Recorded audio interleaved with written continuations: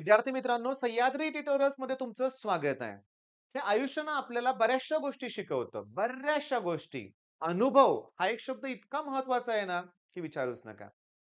आपल्याला ना आपली स्वप्न खूप मोठी होती. खूप मोठी होती. 10वी ला चांगले मार्क पडले होते. 97% 95% 96% किती खुश होतो आपण त्या दिवशी, रिझल्टच्या दिवशी. रिझल्टची गॅरंटी होतीच हो. त्यानंतर सुद्धा आपली स्वप्न मोठी होती. पण बऱ्याचशा गोष्टी घडल्या ना या 2 वर्षात. प्रॉपर गाईडन्स नाही मिळाला. ओके, काय करू ते नक्की कळालं नाही. कुठल्या वेळेस कशी स्ट्रॅटेजी ठेवली पाहिजे होती याचं मार्गदर्शन मिळालं नाही. मी तुम्हाला सांगू का, एक स्टुडंट मला जो भेटला ना, तो मला म्हणला, "सर असं वाटतंय, की आयुष्य एक 2 वर्ष पाठीमागे नेलं पाहिजे." मग मला माझ्या चुका ज्या मी आत्ता केल्या ना, त्या मला करायच्या नाहीयेत आणि मला माहिती आहे, की मी चांगलं यश मिळवून दाखवेन.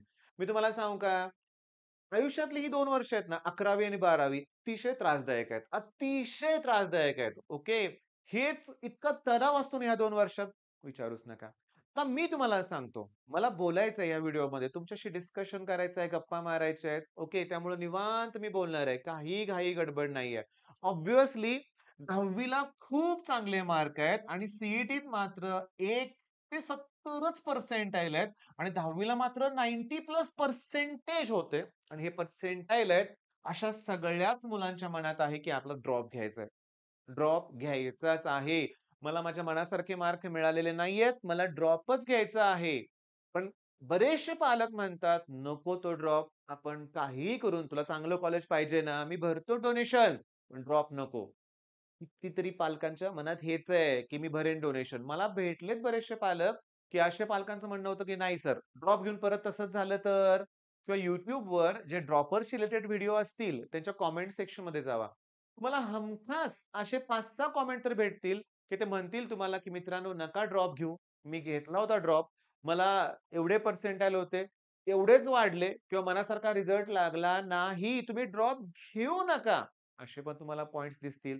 मुद्दा असा आहे, की पालक तयार नाहीयेत. सीनियर्स म्हणतायत, "नका ड्रॉप घेऊ." मग नक्की होतंय का काय? ड्रॉप घेतलं की यश मिळणारच नाहीये का? सगळे पॉइंट्स मी डिस्कस करणार आहे या व्हिडिओमध्ये सगळं. मी तुम्हाला एक स्ट्रॅटेजी देणार आहे. हां, ती जमते का बघा स्ट्रॅटेजी तुम्हाला. मग तुम्ही ड्रॉप घ्यायचा डिसिजन घ्यायचा आहे बरं का लक्षात घ्या. गरज असेल तर. पण मी तुम्हाला सांगतो लक्षात घ्या. 95 बघा मी तुम्हाला काय सांगतोय. नीट लक्ष द्या. अगदी 93 पासून 96 पर्सेंटाइल आहेत. ती सुद्धा मुलं म्हणतायत, की ड्रॉप घ्यायचा आहे. का? हे 96 ला व्ही-आय-टी सुद्धा मिळत नाही. पुण्यातलं डी-वाय पाटील, पिंपरी, आकुर्डी, एम-आय-टी किंवा हे कुठलं कॉलेजेस मिळतच नाहीये. पण सी-एसचा विचार करतोय हां, कारण जायचंय तुम्हाला तिकडच ना. सी-एस किंवा आय-टी ओके किंवा AI, data science, machine learning वगैरे ठीक आहे. ए-आय, एम-एल तर ही मुलं सुद्धा ड्रॉप घ्यायचा विचार करतायत. तर माझं आहे म्हणणं या मुलांना स्ट्रिक्टली नाही. हं, हं. 96 पडलेत ना, तर चांगलं कॉलेज मिळणार आहे ना तुम्हाला. पण मला हेच कॉलेज पाहिजे, ही मानसिकता पहिला काढायची आहे बरं का आपल्याला. आणि हो, थांबा ना, ही पण काही कमी नाहीत मुलं. 99.1, 99.2 ही मुलं पण फार वेगळे आहेत. सी मिळत नाही. हां, यांना तर बिलकुल पालकांनी यांना अलाउडच करायचं नाहीये ड्रॉप घेण्यासाठी लक्षात घ्या. 99 पॉइंट पण तुम्हाला सांगू का? ॲक्चुअली माझ्या एका स्टुडंटने ड्रॉप घेतलं होतं. 95 पर्सेंटाइल होते. पहिल्या वर्षी त्याला कराड गव्हर्नमेंट कॉलेज मिळालं होतं. ते नाही आवडलं म्हणून ड्रॉप. बरं. मग नेक्स्ट त्याला किती पडले? 99 प्लस पडले. पी-आय-सी-टीमध्ये आहे. ओके. 4 वर्ष इंजिनिअरिंग सुद्धा कंप्लीट झालं. ओके. पण मी तुम्हाला सांगतो, आज तो स्टुडंट म्हणतोय, की "सर 1 वर्ष उगाच घालवलं." म्हणतोय तो, म्हणतोय. बरं. अजून एक स्टुडंट मी तुम्हाला सांगतो बघा. ह्यानं कराड टू कुठे गेला तो? पी-आय-सी-टी. आता गेल्या वर्षी एक मुलगा होता. त्याला 99 पॉइंट समथिंग काहीतरी होते. कॉलेज कुठलं मिळालं होतं? पी-आय-सी-टी. पण त्याला तिथलं ते एटमॉस्फिअर सगळ्या गोष्टी त्या आवडल्याच नाहीत. तो म्हणला, "मी तर राहूच शकत नाही." 99 ला त्यानं रिपीट केलं होतं. 99 ला आणि रिपीट करून त्याला 99.9 समथिंग पडले बरं का लक्षात घ्या. मग कुठलं कॉलेज मिळालं? सी-ओ-ई-पी-सी-एस. ओके. पण हा माझाच स्टुडंट आहे. पण मी त्याला पुन्हा स्पष्टपणे त्यावेळेस सांगितलं होतं, की "ठीक आहे, पी-आय-सी-टी स्ट्रिक्ट किंवा बऱ्याचशा गोष्टी तुला आवडल्या नसतील. सी-ओ-ई-पीत पण सगळं काही चांगलंच मिळणार आहे तुला असं नाहीये. आपल्याला आपल्यात बदल करावा लागणार आहे." सुरुवातीला आपण डिस्कस करतो ह्या सगळ्या गोष्टी ड्रॉपबद्दल. तर काही बऱ्याचशा गोष्टी आहेत. Partial drop. कोव्हिडच्या काळात ही कन्सेप्ट जोरात आली होती. का? ऑनलाईन होतं ना, त्यामुळे पार्शल ड्रॉप जमत होता. आता फार तसं कठीण आहे. पण आता मुद्दा काय बघा मी म्हणतोय, आता नाही ड्रॉप घेतलाय सर, घ्यायचाच आहे. ठरलंय डन. करायचंय मला, ड्रॉप घ्यायचाय. मग मी तुम्हाला सांगतो आता महत्त्वाचे मुद्दे. पहिला मुद्दा आहे, की ड्रॉप घेतल्यानंतर अभ्यासाला सुरुवात कशी करू? इथंच मुलं गोंधळलेली आहेत. काय करू मी नक्की? फिजिक्स घेऊ, केमिस्ट्री घेऊ, मॅथ्स घेऊ, सोपे टॉपिक घेऊ का अवघड टॉपिक घेऊ? नक्की करू काय मी? तर मी तुम्हाला सांगतो, व्यवस्थित लक्ष द्या, की तुम्हाला एका वेळेस एकच सब्जेक्ट घेणार आहे. त्यातलाही एकच टॉपिक घेणार आहे. त्यातलीही एकच कन्सेप्ट घेणार आहे ना, मग तुम्हाला पॉइंट काय माहितीये का, की तुम्हाला जे तुम्ही अभ्यास करताय त्याच्यावर तुमचं कॉन्सन्ट्रेशन फोकस असला पाहिजे. त्यावेळेस मनात बाकीचे विचारू नका. पहिलं गोष्ट मन शांत करा. घेतलाय ना निर्णय आता ड्रॉप घ्यायचा. मग आता प्लॅननुसार अभ्यास करूया ना आपण. प्लॅन देतो ना मी तुम्हाला. प्लॅन देणार आहे मी तुम्हाला लक्षात घ्या. तर पहिली गोष्ट सुरुवातीला जास्त तणाव घेऊ नका. बिलकुल घेऊ नका. दुसरी महत्त्वाची गोष्ट म्हणजे तुम्हाला इथूनच सुरुवात करावी लागणार आहे. Basic knowledge, basic concept okay. Basic कन्सेप्टच कराव्या लागतील सुरुवातीला. मग त्या ट्रिगोसारखे पॉइंट्स असतील. फॅक्टरायझेशन, डिफॅक्टरायझेशन ते फॉर्म्युले असतील लक्षात घ्या. मग sin 2x, cos 2x, tan 2x, tan 3x, sin 3x, cos 3x, sin C plus sin D कुठलाही फॉर्म्युला विथिन सेकंद आला पाहिजे. मग डेरिव्हेटिव्ह, इंटिग्रेशन हे फॉर्म्युले सुद्धा जमले पाहिजेत. म्हणजे बेसिक पक्कं पाहिजे. ओके. आणि सगळ्यात महत्त्वाचं, की कॉन्सन्ट्रेशन पाहिजे, स्पीड पाहिजे, बऱ्याचशा गोष्टी आहेत. पण जाऊ दे. मी तुम्हाला सांगतो, तुम्ही सोप्यापासून सुरुवात करा. हां. हां. नोट्स बनवा, नोट्स बनवा. जे काही अभ्यास करताय, तुमचा कुठलाही ऑनलाईन प्लॅटफॉर्म असतो, नुसते व्हिडिओ बघू नका आणि मला काय म्हणायचं आहे बघा, हे मी बऱ्यापैकी बघतो 1.20x काय रे 1.5x और 2x 1.75x काय आहे? स्पीड. तुम्हाला घाई असते. मी बघितलंय, की आणि हो, सगळ्यात महत्त्वाचं बरं का, मी तुम्हाला सांगतो नीट लक्ष द्या. अतिशय इम्पोर्टंट पॉइंट सांगतोय, की सी-ई-टीसाठी ऑफलाईन क्लासेस ऑलमोस्ट नाहीयेत बरं का. माझ्याकडे सुद्धा म्हणजे ड्रॉपरच्या मुलांसाठी म्हणतोय मी, ऑफलाईन बॅच नाहीये. पॉसिबलच नाहीये. कारण रेग्युलर मुलांची बोर्डची तयारी करून घ्यावी लागते. तो वेगळाच प्रकार असतो. त्यामुळे तुम्हाला सुद्धा मला नाही वाटत, की महाराष्ट्रात असे नीटवाल्यांचे कसे ढिगानं ड्रॉपर बॅच असतात. जे नीटवाले ड्रॉपच घेत असतात नेहमी. सॉरी मला कोणाला दुखवायचं नाहीये बरं का लक्षात घ्या. पण ड्रॉप घेतातच ती मुलं. पण कॉम्पिटिशनच तेवढी आहे. जे वाले पण बऱ्यापैकी ड्रॉप घेतात. पण सी ड्रॉप घेतात, पण क्लासेस नाहीयेत. ऑनलाईन असणार आहे. मग ऑनलाईन इतके बेस्ट YouTubeवर कम्युनिटी आहे लक्षात घ्या. तुम्ही त्यांचे व्हिडिओ ना बाळांनो, नका असं करू. हां. एकदाच करायचं की परफेक्ट करायचं. ओके. कुठलाही व्हिडिओ. बरं YouTubeवर फ्री कंटेंट आहे का? आहे. आहे. मी तुम्हाला सांगतो YouTubeवर सुद्धा फ्री कंटेंट आहे. म्हणजे तुम्हाला पैसे खर्च करायची सुद्धा गरज नाहीये. मी तुम्हाला क्लिअरली सांगू का? आता क्लिअरली म्हणजे क्लिअरली सांगतो लक्षात घ्या, की तो वेगळाच मुद्दा करूया. आपण YouTubeवर कुठला कंटेंट आहे हे पण मी तुम्हाला सांगेन बरं का. पण आता महत्त्वाचं काय सुरुवात कळालंय तुम्हाला? मन शांत ठेवून करायचंय. आता सगळ्यात इम्पोर्टंट टाईम टेबल. माझ्या ह्या व्हिडिओला समोरच 2-3 मुलं बसलेत, की ज्यांनी ड्रॉप घेतलेला आहे. मी क्लिअरली सांगतो ॲट एनी कॉस्ट सकाळी 6 वाजता ती मला इथं पाहिजेत म्हणजे पाहिजेत. ओके. ॲट एनी कॉस्ट 6 ला अभ्यासाला सुरुवात होणार आहे आणि 6चं सेशन मी तुम्हाला सांगतो ते 12 वाजेपर्यंत चालणार आहे. बरं याच्यामध्ये ब्रेक आहे ना, अर्ध्या तासाचा ब्रेकमध्ये घेणार मुलं 8:30 ते 9 वगैरे ब्रेक घेतील. ओके. बरं 12 ते 12:30 ओके. त्यांना जेवायची सुट्टी आहे अर्धाच तास. ओके. 12:30चं सेशन पुन्हा 2 वाजेपर्यंत आहे. बघा मी काय सांगतोय 2 ते 2:30 अर्धा तास परत थोडीशी रेस्ट घ्या. हां, 15-20 मिनिटाची रेस्ट पुष्कळ झाली. तो अभ्यासात ब्रेक हवाय. पण 2:30 नंतर जो क्लास सुरू होणार, तो अगदी संध्याकाळी 8:30 वाजेपर्यंत. मगच त्यांना जेवायला एक अर्धा पाऊण तास मिळतो वेळ. ओके. आता मी तुम्हाला सांगतो. याच्यामध्ये 5 ते 5:30 किंवा 5:30 ते 6 पुन्हा ब्रेक आहे. आणि त्याच्यानंतर 8:30 नंतर समजा जेवण करून तुम्ही 9:15 वाजता आला इथं. त्याच्यानंतर तुम्हाला जास्तीत जास्त 10, 10:30 किंवा 11 वाजेपर्यंत अभ्यास करायचा आहे. आता काही मुलं जागतात, ते थोडेसे उशीर येतात, पण करतात. मग किती तास रे अभ्यास करतायत ते?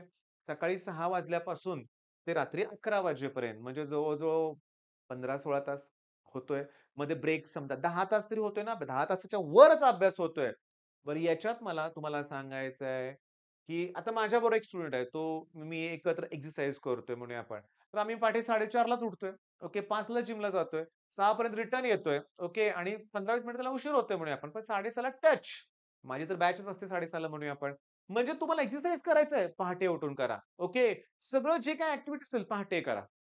ह्यात कुठेही तुम्हाला एक्स्ट्रा जे म्हणतो ना आपण टाईमपासला वेळ नाहीये बाळांनो, नाहीये. म्हणजे बर्थडे सेलिब्रेशन, यात्रा, जत्रा, मामाचं लग्न, ओके तिकडे जायचंय, काकाचं लग्न आहे, घरातलं लग्न आहे, फंक्शन आहे. हे जर करणार असाल, तर ड्रॉप घेऊच नका. ओके. तुम्हाला सुट्टी मिळणार आहे सी झाल्यानंतरच. तोपर्यंत नाहीये. तुम्ही म्हणतो ना, आपण म्हणतो शिवधनुष्य उचललंय आपण. ओके. आता तुमच्या जनरेशनला हे कळणारच नाही मी वाक्य काय म्हणलं ते, पण बऱ्याच लोकांना कळालं असेल. शिवधनुष्य उचलणे म्हणजे अवघड गोष्ट करण्याची प्रतिज्ञा घेणे म्हणून असं म्हणूया आपण. हे खरोखर अवघड आहे. हां, ड्रॉपर बनून यश मिळवणं कठीण जातंय. सक्सेस रेट 100% नाहीये. माझ्याकडे सुद्धा नाहीये. नाहीये. ऑफलाईनमध्ये माझ्याकडे गेल्या वर्षी 5-7 मुलं होती. 99 वाले पण मुलं पण आहेत. 98, 99 पडणारी पण भरपूर मुलं आहेत ड्रॉपरमधली. पण सगळेच नाहीयेत. सगळेच नाहीयेत लक्षात घ्या. बऱ्याचशा गोष्टी कुठं चुकतात ते पण मी तुम्हाला सांगणार आहे. पहिली गोष्ट टाईम टेबल फॉलो व्हायलाच पाहिजे. तुम्हाला 12 ते 12:30च ओके, जेवायला वेळ आहे. पुन्हा हा फ्लक्च्युएट होऊ शकतो ना. काहींना 11 वाजता भूक लागते, तर 11 वाजता जेवा. ब्रेकफास्टची सवय नसते. काही जण अ, अ, आता मी तुम्हाला खरंच सांगू का, तुमचं जनरेशन डायटच्या बाबतीत पण ओकेच आहे बरं का. आता जंक फूडच्या गोष्टी बाजूला ठेवूया. पण बरीचशी मुलं आहेत, जी स्ट्रिक्ट डायट फॉलो करतात. मग त्यामुळे तुम्ही यात थोडंफार चेंज केला तरी चालेल. पण तुम्हाला यात अभ्यास सोडून कुठल्याच बाकीच्या गोष्टी नाहीयेत. बरं टाईम टेबल बनवलंच पाहिजे ड्रॉपरने लक्षात घ्या. आता दुसरं बोर्डची एक्झाम. त्या ड्रॉप घेतलेलाच आहे. तर मी सर बोर्डची एक्झाम परत देणार आहे. बोर्डला मला 65%च मार्क आहेत आणि मी त्यात सॅटिस्फाईड नाहीये. मला तिथं पण चांगले मार्क हवे आहेत. चुकीचं डिसिजन ठरेल हे. तुम्हाला 60 प्लस पर्सेंटेज आहेत ना, मग बोर्डची एक्झाम प्लीज रिपीट करू नका. तुम्ही क्रायटेरिया फुलफिल करतायत सगळे ना, मग कशाला बोर्डची एक्झाम रिपीट करायची आहे? बोर्डची एक्झाम रिपीट केलं की प्रॅक्टिकल एक्झाम आली पुन्हा. प्रॅक्टिकल म्हणलं की जर्नल सबमिशन ह्या गोष्टी आल्या. ओके. प्रत्येक कॉलेजचा रूल बदलणार आहे. तो तणाव वाढला. त्याचा अभ्यासाला वेळ द्यावा लागणार आहे जास्त. ती गोष्ट आली लक्षात घ्या. आणि बोर्डच्या एक्झाममध्ये महिना जाणार आहे. मग ज्यावेळेस खरोखर जे ड्रॉप घेतलेली मुलं आहेत त्यांचा फोकस पूर्णपणे सी-ई-टीवर असतो ना, मग आपण जर बोर्डच्या एक्झामचा फॉर्म भरला ना, कठीण होणार आहे. पण थांबा ना, मी बोर्डची एक्झाम देणार नाहीये, पण बोर्डचा अभ्यास कशाला करायचा आहे? नाही. मी तुम्हाला सांगतो, नंतर मी फिजिक्सबद्दल बोलणारच आहे फिजिक्सबद्दल. तरी पण आत्ताच थोडंसं बोलतो, की बोर्डची एक्झाम आपण देणार नाहीये, पण सी एक्झाम देणार आहे. तो जो सिलेबस आहे तो बोर्डचाच आहे ना. ते डोक्यातून मुलांच्या काढून टाकावं लागतं. मॅडम एन-सी-ई-आरटीची 9th स्टँडर्डची बॅच आहे बरं का. एन-सी-ई-आरटीची 9th स्टँडर्डची बॅच आहे. त्याचबरोबर बोर्डची पण बॅच आहे. ओके. मग शनिवार, रविवारी कधीतरी मी दोन्ही मुलांना एकत्र बसवतो. तर दोन्ही मुलांचं म्हणणं असतं, "सर आमच्या पुस्तकातलं शिकवा, सर आमच्या पुस्तकातलं शिकवा." मग त्यांच्या डोक्यात पहिला मी फिट बसवलं. बघा, तुमची दोघांची पुस्तकं बघा. सिलेबस कुठं वेगळा आहे, कुठं वेगळा आहे. सेमच सिलेबस आहे. 99% सेम सिलेबस फक्त आपल्याला वाटतं, "अरे मी सी करतोय, मग बोर्डची एक्झाम." नाही. बोर्ड हे बेसिक आहे. ते आलंच पाहिजे. ते आलंच पाहिजे. तुम्हाला रिएक्शन्स जमल्याच पाहिजेत. पुस्तकातलं कुठलंही न्यूमेरिकल तुम्हाला दिलं, तर ते विथिन सेकंड तुम्हाला सॉल्व्ह करता आलं पाहिजे तयारी झाल्यानंतर. तयारी झाल्यानंतर. मग बोर्डची एक्झामचा फॉर्म प्लीज विचार करा या मुद्द्यावर. मी सांगितलेले पॉइंट तुम्हाला पटले का बघा, मग डिसिजन घ्या. त्याच्यानंतर आता जे पण फॅड येतंय. असंही आता रिपीट केलेलंच आहे. वेळ पण आहे. मग जे करूया ना, करूया की आपण. पालकांना पण वाटतं मुलांना पण वाटतं. नाही होत. नाही होत. पुन्हा तसंच होतंय. तुमचं एक टार्गेट फिक्स करा. हां, तुम्ही एक्स्ट्राऑर्डिनरी आहात, करा. पण तुम्हाला होत नसेल, तर उगाचच खोट्या अपेक्षा ठेवू नका. सी-ई-टीवर फोकस ठेवा. तिथं रिझल्ट जास्त मिळवून दाखवा. मी तुम्हाला सांगू का? हे 99 वाले सगळेच जे मला भेटतात ना, ते म्हणतात की "सर जरा जे सोडून सी-ई-टीवर फोकस ठेवायला हवा होता. अजून पर्सेंटाइल वाढले असते." पण मी काय म्हटलं व्हिडिओच्या सुरुवातीलाच, अनुभव. माझ्या अनुभवात मी तुम्हाला सांगतोय, पण प्रत्येकाची मतं वेगळी असतात. मी सांगतोय, नको जे-ई-ईच्या मागे लागायला. आपण सी वरतीच फोकस ठेवला पाहिजे. बरं, आता त्याच्यानंतर मी तुम्हाला सांगतो, पोर्शन कधी संपणार? स्टार्टलाच मुलांचा प्रश्न असतो. तर मग आपल्याला जवळ-जवळ 75 टॉपिक संपवायचे आहेत. आणि माझं टार्गेट आहे, की मला दिवाळीपर्यंत दिवाळी दरवर्षी मुलांचा असतो ना, दिवाळी शब्द असतो लक्षात घ्या. 3च महिने उरलेत. August, September, October okay. तर 3च महिन्यात मला एवढे टॉपिक संपवायचे आहेत. म्हणजे महिन्याला किती टॉपिक संपवावे लागतील? 25. नाही मी करणार सर, करणार. लास्ट इयर माझा पोर्शन उशिरा संपला होता. तर मला प्रॉपर रिव्हिजन करता आली नाही आणि त्याच्यामुळे प्रॉब्लेम झाले. मला परत असं होऊन द्यायचं नाहीये. मला हे संपवायचंय. रिअलिस्टिक बना. पॉसिबल नाहीये हे. पॉसिबल नाहीये. मग आपण किती वेळ लावायचा? मी ड्रॉपर्स बद्दल बोलतोय. मग August, September, October, November, December आणि जानेवारी एंड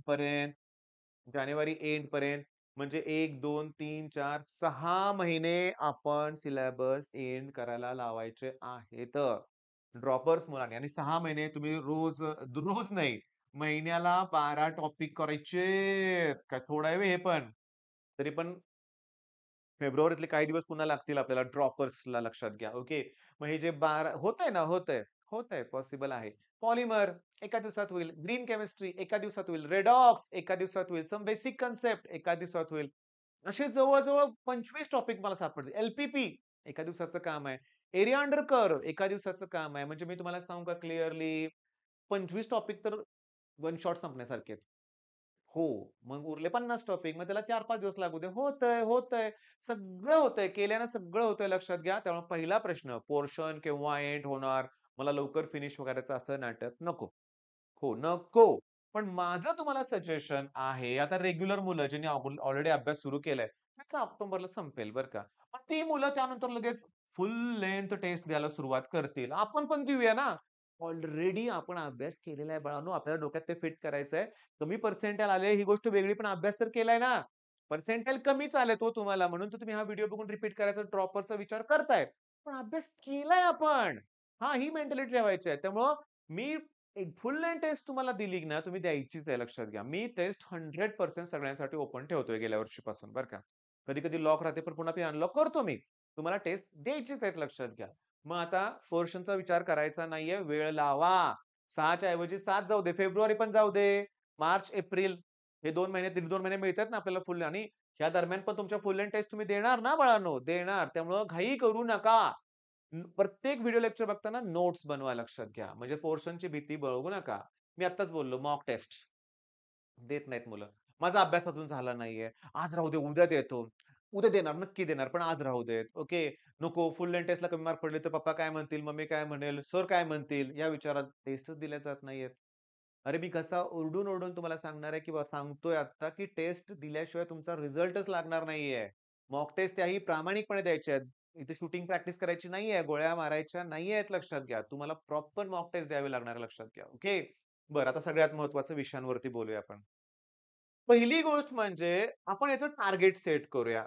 केमिस्ट्रीला 45 प्लस, मॅथ्सला 60 प्लस म्हणूया आपण आणि फिजिक्सला मी 15 प्लस म्हणतोय. हो, मिनिमम. हे एव्हरेज मुलांसाठी आहे हां, मी सांगतो लक्षात घ्या. तेवढा स्कोर जर केला, तर किती स्कोर होईल रे हा 60 120 प्लस. आता ज्यांनी यावर्षी तुमच्या मित्राने वगैरे दिले सीईटी तुम्हाला माहिती आहे. 120 प्लस म्हणजे 98 प्लस पर्सेंटाइल येतंय. नो डाउट ते छान आहे. छान आहे, पण मला इम्प्रूव्ह करायचं आहे. इथं चान्सेस आहेत. फिजिक्समध्ये चान्सेस आहेत, मॅथ्समध्ये चान्सेस आहेत. पण मॅथ्स इथंच गेल्या वर्षी प्रॉब्लेम झाला होता. हां, आठवा तुम्ही सीईटी दिली ना, मॅथ्समध्ये जेईई लेव्हलचे क्वेश्चन येतायत. मग इथं मी तुम्हाला अगोदरच सांगतोय, की मॅथ्समध्ये जे 50 प्रश्न आहेत, त्यातले 15च ईझी असणार आहेत.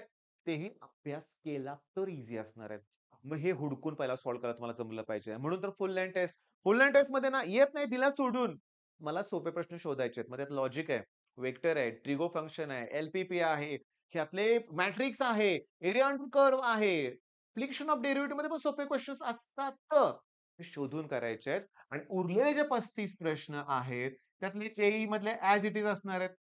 ओके, तुम्ही पी-वाय-क्यूज मी तुम्हाला सांगतो, जेव्हा आम्ही पी-वाय-क्यूज शोधल्या, मी सांगू का, जसा तुमची परीक्षा झाली 2025 वाटच बघत होतो. कधी मला रिस्पॉन्स शीट मिळते आणि मी क्वेश्चन बघतोय. क्वेश्चन बघितल्यावर माझ्या लक्षात आलं, पण घाबरलो. मॅथ्सला खूप घाबरलो, खूप.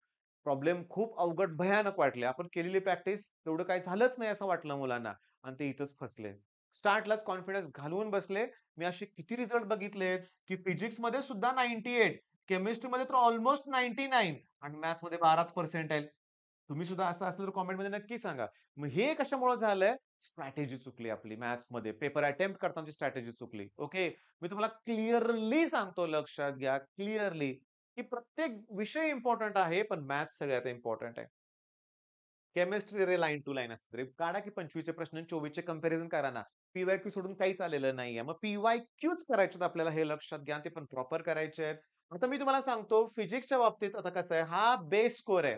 पण मुलं 30-35 सुद्धा क्रॉस करतात. कधी? तुम्हाला फॉर्म्युले जमले पाहिजेत at any cost. At any cost तुम्हाला फॉर्म्युले हे जमलेच पाहिजेत लक्षात घ्या. जमलेच पाहिजेत. मी सांगतोय तुमच्या लक्षात येतंय सगळ्यांच्या? जमलेच पाहिजेत. फॉर्म्युला पटकन आठवलाच पाहिजे. प्रॉब्लेम कुठं स्टार्ट होतोय बघा मी तुम्हाला सांगतो. लक्ष द्या. एक मोठा इश्यू काय होतोय? क्वेशन नंबर 1 सॉल्व्ह करायला घेतोय मी. फिजिक्सबद्दल बोलतोय मी आणि तो टॉपिक आहे करंट इलेक्ट्रिसिटी. मग मी आठवतोय पोटॅन्शिओमीटर कन्सेप्ट आठवतोय किंवा समजा एमीटर, व्होल्टमीटर आठवलं मला फॉर्म्युले आठवले. मी सॉल्व्ह केलं. चला क्लिक केलं. क्वेशन नंबर 2 डायरेक्टली रोटेशनल डायनामिक्सचा येतोय. मग त्यावेळेस हे फॉर्म्युले डिलीट करून रोटेशनल डोक्यात ठेवावं लागतंय. ते आठवावं लागतंय. बरं तिसरा क्वेशन डायरेक्टली कुठलातरी ऑप्टिक्स मधला येतोय. ओके किंवा तुम्हाला सांगतो सुपरपोजिशन ऑफ वेव्हज मधला येतोय, ऑसिलेशन मध्ये येतोय, ग्रॅव्हिटेशन मधला येतोय. हा प्रॉब्लेम होतोय. म्हणजे तुम्हाला ना पटकन सगळे फॉर्म्युले आठवले पाहिजेत. म्हणजे स्ट्रॅटेजी एकच. मी माझ्या ऑफलाईन मधल्या मुलांना सांगितलंय. अरे 15 मिनिटं वेळ द्या. रोज एकच टॉपिक घ्या आणि त्याचे सगळे फॉर्म्युले लिहून घ्या. महिन्यात कव्हर होईल. 24 टॉपिक आहेत फिजिक्सचे. हां. पण पुन्हा आणखीन एकदा सगळे टॉपिक कव्हर केले ना, पुन्हा लिहायचे फॉर्म्युले. फॉर्म्युलेच तुम्हाला कळले पाहिजेत. Numerical as it is repeat होतात मान्य करतो मी. पण तो अभ्यासच आपला चुकीचा ठरतोय, की मी एवढे न्यूमेरिकल्स केलेत, एवढे प्रश्न केलेत, त्यातलंच आलं पाहिजे. केमिस्ट्रीत ॲज इट इज येईल. फिजिक्स आणि मॅथ्सला जरा क्वेशन्स वेगळे येतायत. मग इथं म्हणून तर आपल्याला अभ्यासाची पद्धत बदलली पाहिजे. आपल्याला सगळं आलं पाहिजे. का? रिपीट करतोय मग कशा 90% टार्गेट ठेवताय. ओके, आता मी इथं बोलतोय बरं का. तुमचं टार्गेट सेट करा. ओके. आता मी तुम्हाला सांगतो. मी माझ्या मुलाबद्दल एकदा सांगतो तुम्हाला. आमचं फिक्स होतं पहिलीपासून नाही, पहिल्यापासून की सिव्हिल इंजिनिअरिंग करायचं. माझा भाऊ तो टाउन प्लॅनिंगमध्ये ऑफिसर आहे. बहीण सुद्धा ऑफिसर आहे. त्याच्यानंतर माझे जेवढे नातलग आहेत त्यांनी सगळ्यांनी सिव्हिल इंजिनिअरिंग घेतलंय. माझे बरेचसे मित्र सिव्हिल इंजिनिअर आहेत. कारण त्याचं अट्रॅक्शन पहिल्यापासून आहे. पण मी तुम्हाला सांगतो, की माझ्या मुलानं टार्गेट ठेवलं होतं. तो असताना अभ्यास करत असताना सी-यू-ए-पी, आम्हाला सी घ्यायचंय काय? नाही. आम्हाला काय घ्यायचं होतं? सिव्हिल. पण टार्गेट हेच का? कारण याचा cut off one of the highest आहे. ओके, व्ही याचा कदाचित ह्याच्यापेक्षा जास्त असेल. पण 99.999च त्याचा कट ऑफ आहे लक्षात घ्या. हो, एवढा मोठा कट ऑफ आहे सी-यू-ए-पी-सी-एसचा. आमचं ते टार्गेट होतं, की सी-यू-ए-पी-सी-एस मिळवायचं एवढे मार्क पाहिजेत. ठीक आहे. आम्हाला इकडे जायचं नव्हतं. जेव्हा त्याचा रिझल्ट लागला, जेव्हा त्याला 99.74 मिळाले त्याला पर्सेंटाइल बरं का. पण जेव्हा सिव्हिलचं ॲडमिशन झालं, तेव्हा सी-यू-ए-पीमध्ये फर्स्ट रँक त्याचीच होती लक्षात घ्या. ओके, मग तुमचा मुद्दे लक्षात येतायत का? मी काय सांगतोय ते? टार्गेट मोठं सेट करायचंय. प्रामाणिकपणे प्रयत्न करायचा आहे. स्वतःसाठी वेळ काढायचा आहे. मेडिटेशन करायचंय लक्षात घ्या. मन शांत ठेवायचं आहे. हे ड्रॉप इयर तुम्हाला खूप काही अनुभव देऊन जाईल. डिसिजन घेतलेलंच असेल, तर त्यावर ठाम राहिलं पाहिजे. 9चे 9 दिवस नको आहेत. तुम्ही 20 मिनिटं झालं माझा हा व्हिडिओ बघताय. ओके. याचा अर्थ तुम्ही पेटून उठलाय. मग मला पण तुमच्यासाठी काहीतरी नक्की करावं लागेल. मला काय हवं आहे? काय गोष्टी हव्या आहेत? मला कमेंटमध्ये सांगा. तुमचे कुठले प्रश्न असतील सांगा. तुमच्या प्रत्येक प्रश्नाला उत्तर देण्यासाठी मी नेक्स्ट व्हिडिओ बनवणार आहे. ड्रॉपरशी रिलेटेडच बनवणार आहे आणि लवकरच बनवणार आहे. मग चला, घ्या योग्य डिसिजन. All the best.